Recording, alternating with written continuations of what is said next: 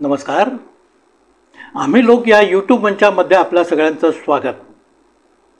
लूट ली इंसान की किस्मत 75 लाख में, लूट ली इंसान की किस्मत 75 लाख में, बिक गई कश्मीर की सारी जन्नत 75 लाख में.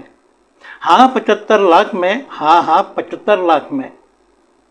म्हणजेच माणसांचं सारं नशीब हे 75 लाखात विकलं गेलं आणि काश्मीरची सारी स्वर्गभूमी केवळ 75 लाखात विकली गेली असा या सगळ्या ओळींचा अर्थ.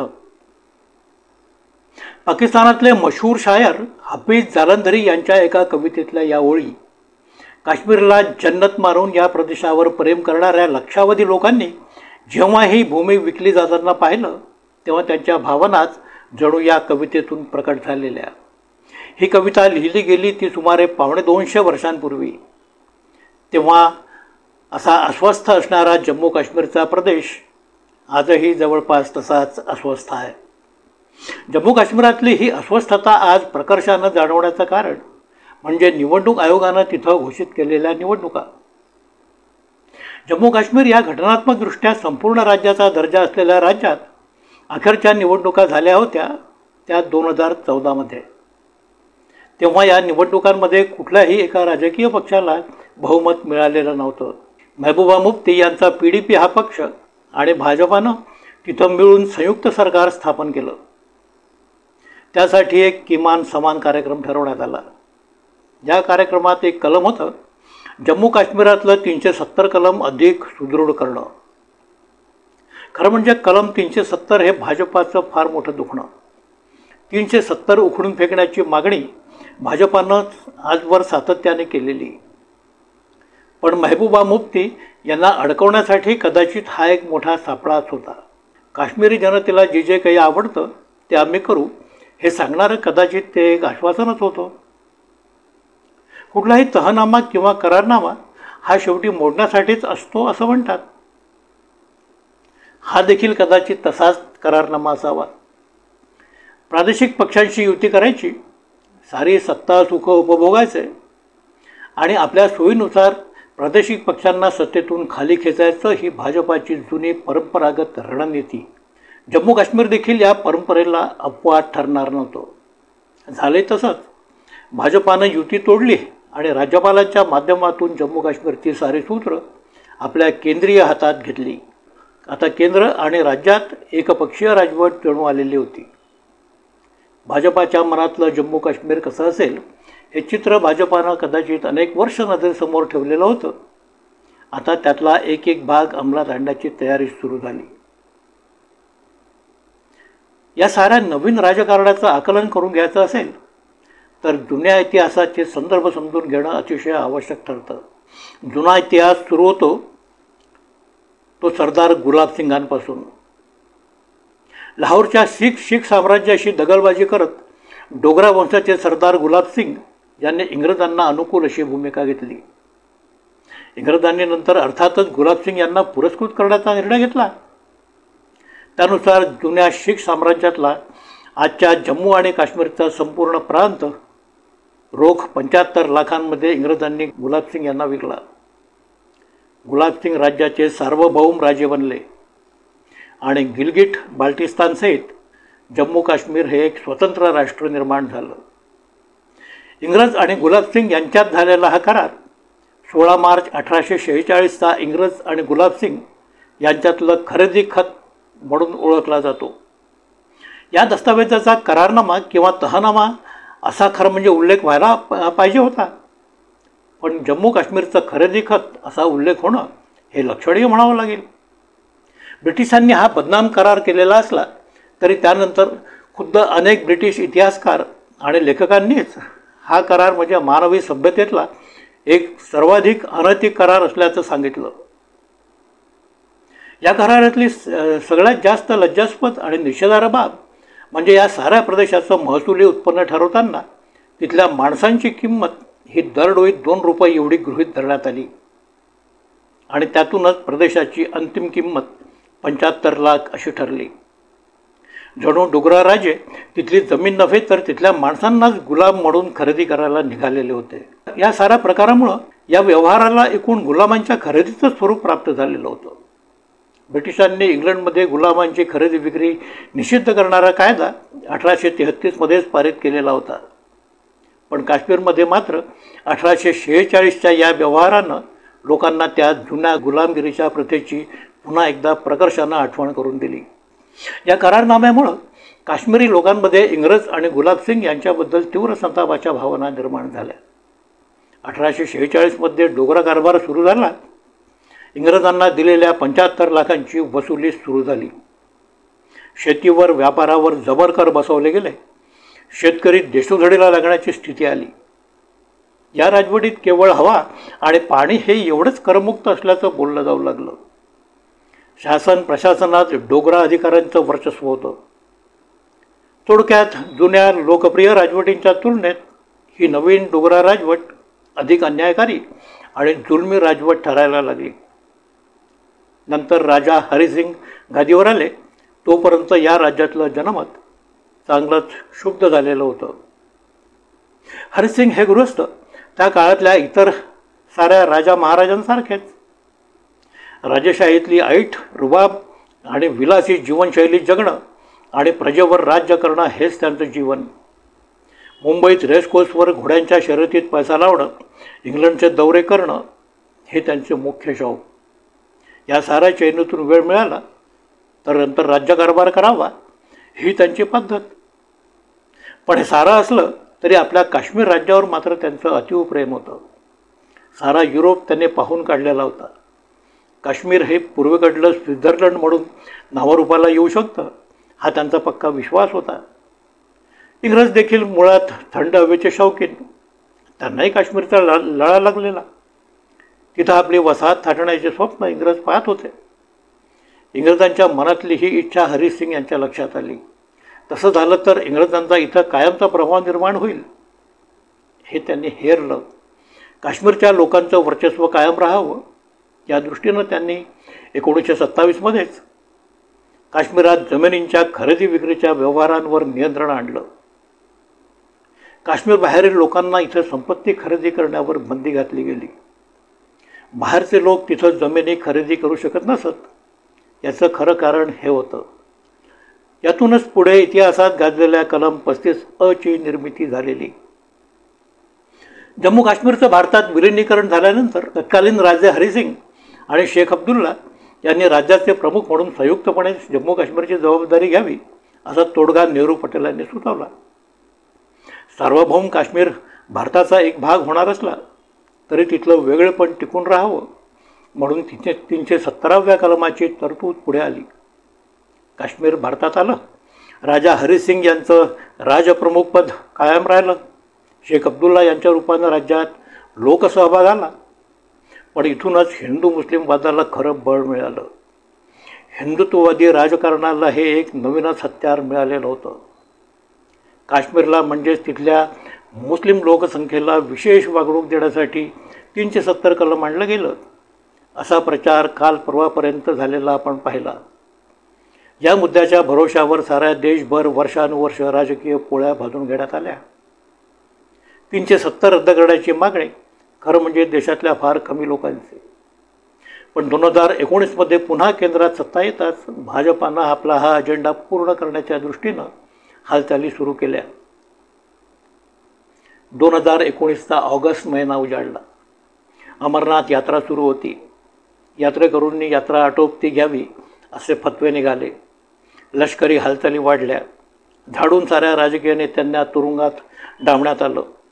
काहीतरी अघटित घडणार असं काश्मीरी बोलत होते. दिनांक 5 ऑगस्ट 2019चा दिवस. साऱ्या मोठ्या शहरांमधील रस्त्यांवर लष्करी बुटांचा खडखड आवाज गरजत होता. कुठं चिटपाखरू राहिलेलं नव्हतं. जीवाच्या भीतीनं लोक घरोघरी बंद होते. इंटरनेट सेवा बंद झाल्या होत्या. संपूर्ण राज्यात एक प्रकारच्या दडपशाहीचा बेछूट अंमल सुरू झालेला. 370 रद्द करण्यासाठी जम्मू काश्मीरच्या विधानसभेचा ठराव खरं म्हणजे घटनात्मकदृष्ट्या अत्यावश्यक. पण विधानसभा अस्तित्वात नव्हती हे कारण दिलं गेलं.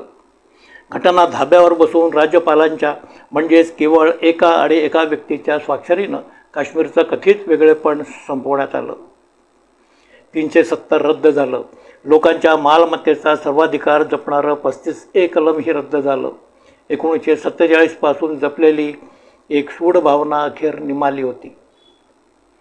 एका संपूर्ण राज्याचा दर्जा असणारं जम्मू काश्मीरचं नंदनवन 2 भागात विभागलं गेलं. सारी थुत्राट आता थेट केंद्रीय सत्तेनं आपल्या हाती घेतलेली होती. जम्मू काश्मीर एकेकाळी रणजितसिंहांच्या सुवर्ण राजवटीचा एक भाग होता. नंतर हा प्रदेश डोगरा राजवटीचा एक सार्वभौम प्रदेश बनला. भारतात सामील झाल्यानंतर हा प्रदेश म्हणजे केंद्रीय सत्तेच्या अधिपत्याखालचं एक राज्य बनलं. आता 370 रद्द झाल्यानंतर मात्र या प्रदेशानं संघराज्यातला घटक राज्याचा दर्जाही गमावलेला. लोकांचा राज्यकारभार करण्याचा हक्कच जणू आता हिरावून घेण्यात आलेला. काश्मीर सरकारमध्ये काश्मीरी लोकांना एखादा अधिकारीही नेमता येऊ नये ही नामुष्की या राज्यावर आज आलेली आहे. दिल्लीनं एखादा नायब राज्यपाल नेमावा आणि त्यांना एखाद्या संस्थानिकासारखा कारभार हाकावा अशी स्थिती आज तिथं आहे. 370 कलम रद्द करणं एवढं मोठं देशहिताचं आणि राष्ट्रहिताचं कार्य असतं तर काश्मीरचे लोक या निर्णयामुळे एवढे आनंदी असते तर त्यांनी लोकसभा निवडणुकांमध्ये भाजपाला खरं म्हणजे भरभरून मतं दिलेली असतील. पण तसं काही तिथे घडलेलं नाही. होय, अर्थात हे देखील खरंच आहे की 370 असल्यामुळे काश्मीरात जणू दुधाच्या नद्या वाहत होत्या असं काही चित्र तिथे कधीच नव्हतं. पण काश्मीर हा प्रदेश ऐतिहासिक, सांस्कृतिक आणि भौगोलिकदृष्ट्या इतर प्रांतांपेक्षा थोडंसं वेगळेपण जपणारा प्रांत आहे ही एक हळवी भावना मात्र तिथं निश्चितपणे होती. ते खरंही होतं. शैव संप्रदाय, सूफी संप्रदाय आणि बौद्ध तत्त्वज्ञान हे सारं संयुक्तपणे अंमलात आणणारी काश्मीरियत तिथं होती. ती भावना एक तिथं होती, ती खोडून काढण्यात आली. एखाद्या बहरलेल्या फुलझाडाची फुलं ओरबाडून काढावीत तसा हा 370 ओरबाडण्याचा प्रकार. राज्यकर्त्यांचं राजकारण झालं, त्यातून राजकीय आनंद मोठाच मिळून गेला. पुढे अर्थातच कोर्टाकोर्टी झाली. सुप्रीम निर्णय आला. 370 काढण्याच्या निर्णयावर शिक्कामोर्तब झालं. पण सप्टेंबरच्या अगोदर निवडणुका घ्याव्यात असंही कोर्टाने सुचवलं. त्यानुसार आता निवडणुका घोषित झाल्या आहेत. जम्मू काश्मीरमध्ये हिंदू राज्य यावं हे हिंदू भाजपाचं एक मृगजळी स्वप्न. जम्मू हा भाग हिंदू बहुल असल्यानं तिथं अधिकाधिक जागा भाजपला मिळण्याची शक्यताही नेहमीच. काश्मीर खोऱ्यात मात्र PDP आणि नॅशनल कॉन्फरन्स या परंपरागत राजकीय पक्षांचं प्राबल्य. जम्मूमध्ये काश्मीर खोऱ्यापेक्षा कमी जागा असल्यानं या राज्यात भाजपाचं राज्य येणं जवळपास अशक्यच. पण यावर देखील तोडगा काढण्यात आला. तो होता मतदारसंघ पुनर्रचनेचा. कसंही करून जम्मूतल्या जागा वाढवायच्या आणि काश्मीरातल्या जागा वेगवेगळ्या प्रकारे जिंकायच्या अशी राजकीय जोडतोड करून कसंही करून तिथे आपलं सरकार थाटायचं असे सगळे भाजपाचे प्रयत्न. तिथं आज ओतल्या जाणाऱ्या केंद्रीय योजना आणि राज्यपाल शासनाचा आसूड ही 2 अधिकची हत्यारं आज भाजपाच्या हाती आहेत. महत्त्वाकांक्षा मोठ्या असल्या की त्या गाठण्यासाठी प्रयत्न हे जणू मोठेच असावे लागतात. असे ते सध्या आहेत.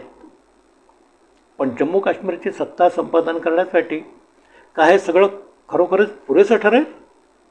जम्मू हा प्रदेश हिंदू बहुल असल्यामुळं खरं म्हणजे 370 काढल्याबद्दल तिथे आनंद असायला पाहिजे होता. पण तसं झालेलं मात्र निश्चितपणे नाही. 370 असण्याचे जे काही फायदे होते ते आजवर काश्मीरच्या सोबतीनं जम्मूला देखील मिळणारेच होते. ते आता संपुष्टात आले आहेत. त्यामुळं हिंदू बहुल जम्मूमध्येही 370 काढल्याचा फारसा आनंद नाही. उलट पक्षी असंतोषाचीच भावना तिथं आज लोक जपून आहेत. कलम 35A रद्द झाल्यामुळे आता राज्याबाहेरचे लोक जे कोणी येतील ते थेट काश्मीरात जाण्याच्या शक्यता नाहीत. बाहेरचे हे लोक जे कोणी येतील ते जमिनी खरेदी करतील ते केवळ जम्मूमध्ये. त्यामुळे जम्मूतल्या लोकांना मोठ्या स्पर्धांना तोंड द्यावं लागेल. सारी स्थानिक अर्थव्यवस्था धोक्यात येण्याच्या शक्यता निर्माण होतील. स्थानिक हितसंबंध दुरावले जातील. जोपर्यंत 370 होतं तोपर्यंत हे कलम काढण्याच्या मागणीचे राजकीय फायदे जम्मूवासियांना निश्चितपणे होत आहेत. पण आता हे फायदे संपले आहेत. तिथला व्यापारी आणि जमिनींवर वर्चस्व राखून असणारा संपन्न वर्ग हे सारे लोक आज धास्तावल्याच्या स्थितीत आहेत. 370 काढून भाजपाने आपलं राजकारण साधलं जरूर आहे, पण याच राजकारणानं जम्मूवासियांसमोर मात्र जीवन मरणाच्या समस्या निर्माण केलेल्या आहेत. या पार्श्वभूमीवर जम्मू काश्मीरच्या निवडणुकांचं महत्त्व काय ते आता पाहायला हवं.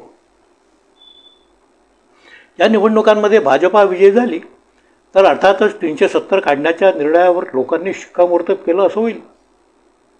पण भाजपाचा पराभव झाला, नॅशनल कॉन्फरन्स, PDP आणि काँग्रेसचं संयुक्त सरकार तिथं सत्तेवर आलं, तर 370 काढण्याचा निर्णय चुकीचा होता हेच अधोरेखित केलं जाईल. पण तसं झालं तरी 370 मात्र पुन्हा लागू होईल ही शक्यता मुळीच नाही. निवडणुकीनंतर सत्तेवर येणाऱ्या सरकारला एका संपूर्ण राज्य सरकारचे देखील अधिकार असणार नाहीत. येणारं सरकार हे सर्व अर्थानं पुन्हा एक पंगू आणि केंद्रीय सत्तेपुढे शरणागत अशा प्रकारचं सरकार असण्याच्या शक्यता अधिक आहेत. दिल्लीच्या केंद्रशासित प्रदेशात नायब राज्यपाल आणि लोकनिर्वाचित मुख्यमंत्री यांच्यात सध्या जो संघर्ष सुरू असलेला दिसतो, तसाच कदाचित संघर्ष जम्मू काश्मीरातही आपल्याला पाहायला मिळाला तर आश्चर्य वाटण्याचं कारण नाही. या निवडणुकीत भाजपा विरोधी पक्षांना विजय मिळवता येऊ शकेल, पण याचा अर्थ भाजपाला संधीच नाही असंही नाही. केंद्र आणि राज्य शासन आज भाजपाच्या बाजूनं ठामपणे उभा आहे. भाजपाने मोठा जोर लावला, तिकडं मी राजकारण केलं तर भाजपाही येणाऱ्या निवडणुका कदाचित जिंकू शकेल, पण त्यामुळे जम्मू काश्मीरातील लोकांची अस्वस्थता संपेल असं मात्र मुळीच नाही. म्हणूनच लूट गई इंसान की किस्मत 75 लाख में, बिक गई कश्मीर की जन्नत 75 लाख में, हाँ 75 लाख में, हाँ हाँ 75 लाख में, ही खंतावलेली भावना जी 250 वर्षापूर्वी व्यक्त झालेली होती, तीच खंतावलेली भावना आज जम्मू काश्मीरात कायमचं घर करून राहील की काय, असंच काहीसं चित्र तिथं आहे. मित्रहो, आजचा व्हिडिओ इथेच संपवतो आहे. व्हिडिओ कसा वाटला कमेंट करा, लाईक करा, शेअर करा, सबस्क्राईब